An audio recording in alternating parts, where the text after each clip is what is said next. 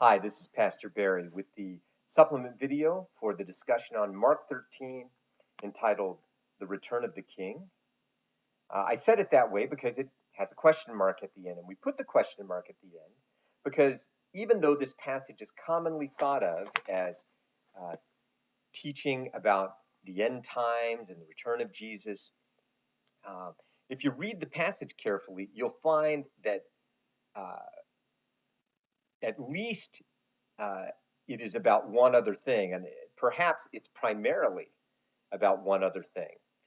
We'll get to that in a little bit, um, but just as a teaser, I want you to know that this passage, even though scholars, some of them, have tried to cram Mark 13 into a prophetic framework that includes Daniel and uh, Ezekiel and Revelation and all these things. Uh, I don't think that's the primary thing that Jesus is talking about in Mark 13. Let me give you some tips about how to approach this discussion before we get into the passage. The first thing I'm going to tell you is I strongly urge you to stick with Mark 13 as much as possible. Don't jump to other places in the New Testament. Don't jump to Matthew 24. Don't jump to Luke 21, which are the parallel passages to this. Don't jump to Revelation. Don't jump to 1st and 2nd Thessalonians. Don't jump to 1 Corinthians 15.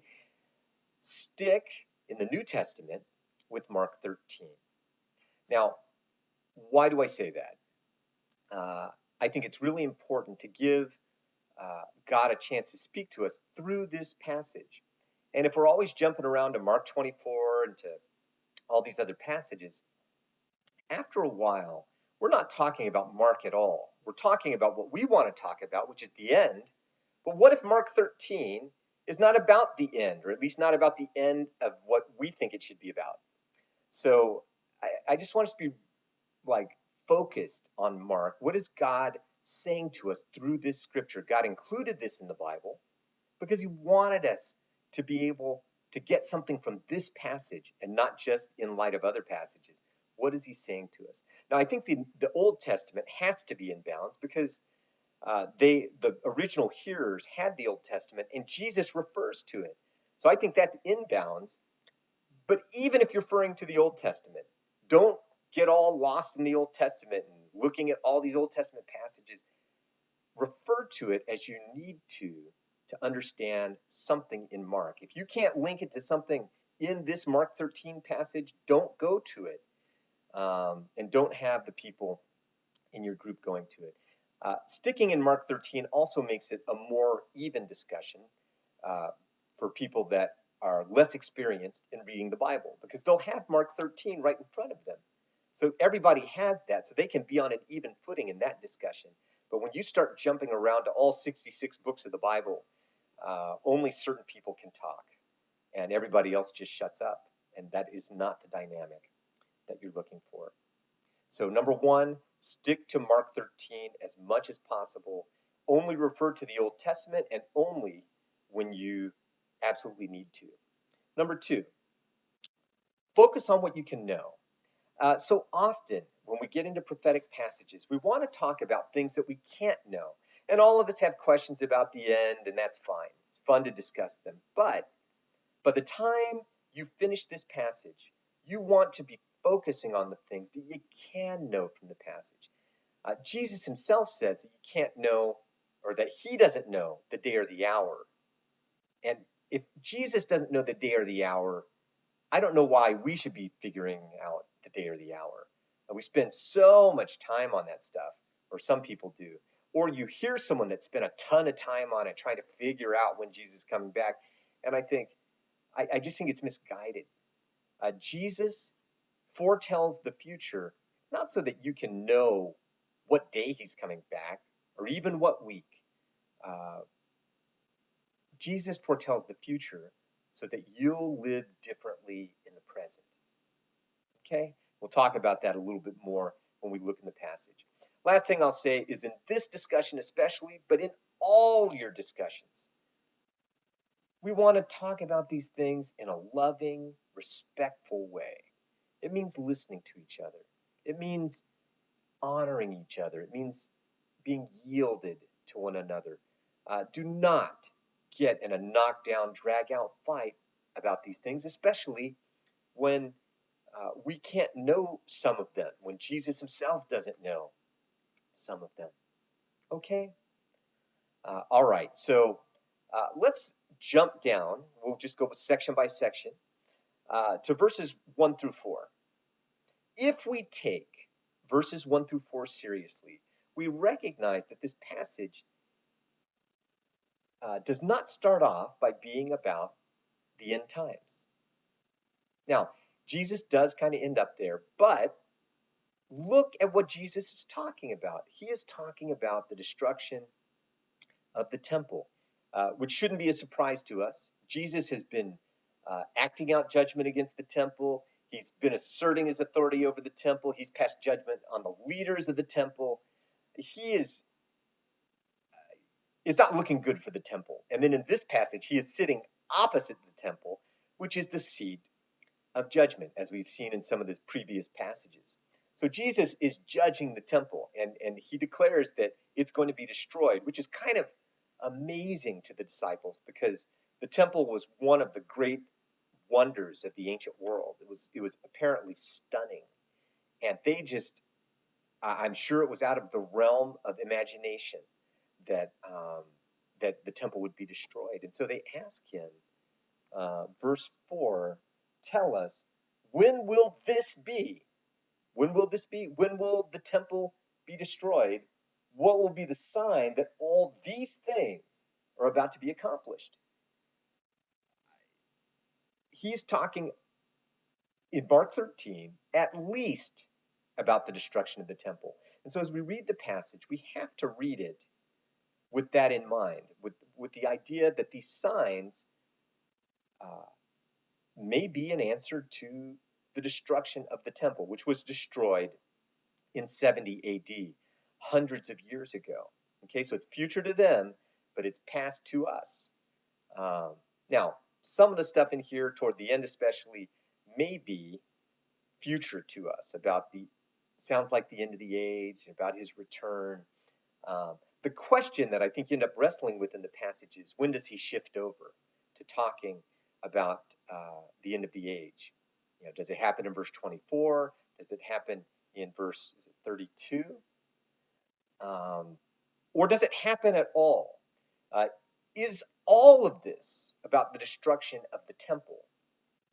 And does the destruction of the temple somehow prophetically prefigure or symbolize the end of the age?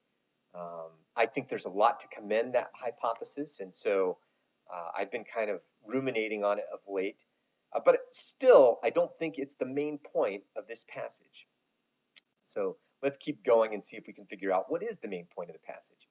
In verses 5 through 13, Jesus begins with a word of warning. So he starts off by saying, beware that no one leads you astray. And, you know, again, as we read through this, we need to understand that Jesus is giving us all this information so that we won't be led astray, and so that his disciples won't be led astray. It's not so that you can have like a roadmap of the end. I do think that he gives a bit more of a roadmap of the destruction of the temple, but even then, it is not. He doesn't give them a date, for instance, or a year. What he does do in verses 5 through 13 is he gives them a list of signs. Signs are easy to list. I encourage your group to make a list of them. But the harder question is, what do the signs signal? What do they tell us? You know, do they say that this is the end? Jesus says no. Jesus says that these are but the beginning of birth pangs. So talk to someone who's had a baby and find out, when did the beginning of the birth pangs come? And how close is that to the actual delivery of the baby? I mean, obviously it means that it's on the way in some fashion, but it does not mean that the baby is about to pop out. And Jesus is warning his disciples here, this is not the end. So when you see this stuff happening, don't panic, because that's not it. And I think that's true all the way down to verse 13. Um, these questions about how do these words keep Jesus' followers from being led astray, and how are they an encouragement to endure to the end? It's important to talk about that stuff. I said earlier that Jesus foretells the future so that his followers will live different in the present. I think it gives them assurance that when things seem to be going wrong, that Jesus knew about that ahead of time. It's not like the world's spinning out of control. I think it adds to his credibility that he knows these things are going to come to pass. I think it helps us to know that we are to be faithful in the midst of opposition. And so, when things seem to go wrong and when things get violent and our lives are threatened, that's not a sign that we're blowing it. That's just expected. Jesus expects that persecution is going to come. What does Jesus mean by enduring to the end? Is it the end of their lives? Is it to endure to the end of the temple? Is it to endure to the end of the age? I'll let your group discuss what you think he means by that. One other sort of cryptic statement in this section is in verse 10, that Jesus says that the gospel must be preached to all nations. And if this is about the destruction of the temple, then was that fulfilled? Was the gospel preached to all nations by 70 AD? I think that may come down to what Jesus means by all nations. Did he mean all around the globe? Or in their context, does all the nations mean their known world? By 70 AD, I believe that the gospel had reached every nation and their known world. Okay, let's look at verses 14 through 23. So these verses describe a time of unprecedented suffering, which are marked by a specific sign, this desolating sacrilege, it says in the NRSV. I think my NASB says the abomination of desolation. It's a reference to Daniel chapter 12, verse 1. Your group can read that verse.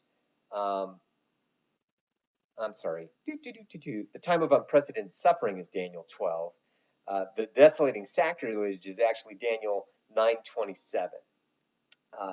I list a couple of possible fulfillments of this prophecy in the guide, but there are others. In fact, it would appear that this idea of the desolating sacrilege has been fulfilled multiple times, including before the birth of Jesus in the time of Antiochus Epiphanes and Antiochus IV. So, yeah, there are multiple signs that that could have fulfilled this particular prophecy. I think the question that you want to ask here, though, which I think is the key question, is what do you think it means for Jesus's original hearers to be alert? What are they supposed to be doing? Look at the passage and see if you can glean some of what they're supposed to be doing. So some of what they're supposed to be doing is paying attention to the signs so that they know when to flee. But there's also a lot about enduring and being faithful in their testimony. I think these are still applicable things for us today when we are in the midst of persecution and suffering, when we're facing opposition, that Jesus knew these things would happen and that we are to respond faithfully, in part by being alert. I don't think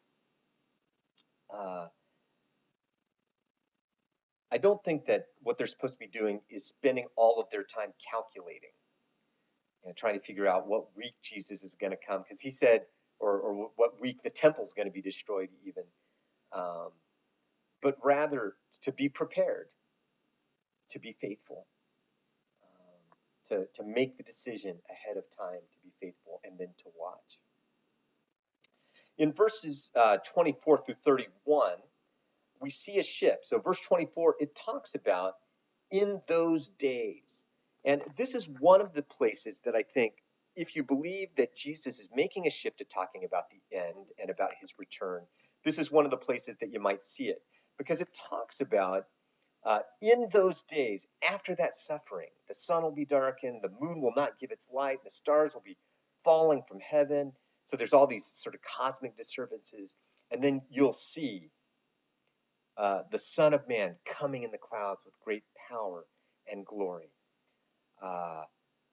If you believe that this particular part of the prophecy is literal, then obviously this section for sure talks about the return of Jesus. And you would have to say that is a completely public thing, like everyone's going to know when it happens. I think that's possible that it's talking about the return of Jesus there, but I'm not totally sure, because if you read further down to verse 29, he says, so also when you see these things taking place, you know that he is near at the very gates. So, it probably comes down to an interpretation of what you think he means by these things, when you see these things. But if you see all this stuff, and Jesus is only at the gate, he's only near, it sounds to me like perhaps he's not come yet, which would argue for a more figurative understanding of this particular prophecy. That's not copping out. A lot of prophetic words are given in this apocalyptic language, the symbolic kind of language about the end. And so things are purposely kind of not crystal clear. You have to know the code to be able to unlock the signs. And then there's also this thing in verse 30 about this generation will not pass away until all these things have taken place. Again, I think if you read that literally, if their generation didn't pass away until all these things took place, he may still be talking about the temple. Because their generation was alive when the temple was destroyed in 70 AD. But Jesus did not physically return at that time, and that was not the end of history. It was only the end of the temple age. So, then you have to read these other parts of the prophecy a little bit different, right? This idea of God sending angels and gathering his elect from the four winds. Might help to know that word for angels in Greek means messenger. So, we could be the fulfillment of that prophecy, sending us to the four corners of the world to call out those who would believe in him. So I think even all the way up to verse 31, Jesus could still be talking about the destruction of the temple. But it is possible that starting in verse 24, he's beginning to talk about the end of the age and his literal return. Okay, so then that last section, verses 32 through 37, he says, but about that day or that hour, neither the angels in heaven nor the Son, but only the Father knows. That sounds like the end of the age and the return of Jesus. And what he says about it is, you don't know. I don't know. To me, that means that we shouldn't spend a lot of time trying to figure out the day or the hour. I've got a friend who wants to at least get it down to the week. I just don't think that's what Jesus is after here. Instead, he keeps repeating, beware, keep alert. That's verse 33. Be on the watch, verse 34. Keep awake, verse 35. Verse 36, he says, you don't want him to find you asleep. Verse 37, keep awake. What is it that we are supposed to be doing before the end? and in a great time, in a time of great suffering or persecution. How should we be living? And this is where I'm going to come back to that statement about focusing on what you can know and not on what you can't know. People have written whole books on when Jesus is coming back and when's going to be the end and all this kind of stuff. And I think Jesus is telling us here, you can only know so much about that. I should mention here that not everybody believes that, I might have said this before, but anyway, I'm going to say it again. Uh, Not everybody believes that at some point in this discourse, Jesus begins talking, he quits talking about the temple and he begins talking about the end of the age. Um, it is possible that in this whole passage, he is talking about uh, the destruction of the temple, but that the destruction of the temple prefigures, it symbolizes somehow the destruction of the end of the age. And so um, it's possible that it's all about the temple, and it's possible that it's, in some symbolic sense, all about the end of history. I think there's a lot to commend that thesis, although it makes reading the signs a little bit difficult. Again, I don't think the point is to make a map and figure it out. I think the point is about learning to be faithful. What things can we know from this passage? One, I think we can know that things are not going to go smoothly. We can expect that even if we're faithful, even if we do everything right, that there's going to be persecution and that terrible times are going to come, terrible suffering is going to come. I think we can know that when that time comes, we should not panic, but that we should trust in God, who through Jesus told us that these things would happen, and to pray for courage and to pray for the power of the Holy Spirit who is with us. I think we can know to keep our eyes open, to expect the coming of Jesus and not to put it off like it's never going to happen, it hasn't happened for 2,000 years, etc. But to know that we need to live with some urgency because Jesus could come back at any time. I've left some application questions for you here on the guide. I wrote them, so I think they're good. But I'm going to stop here in terms of the video just because I'm a little bit over. If you have questions about this passage, please let me know. Also, don't forget that if you go to the Mark resources section of the Discipleship Group's website, you can download the file that has the 2 articles in them. Just background information, as well as a little bit of a framework for how you might look at this passage. You are not beholden to those things, and you're certainly welcome to look at whatever resources you want.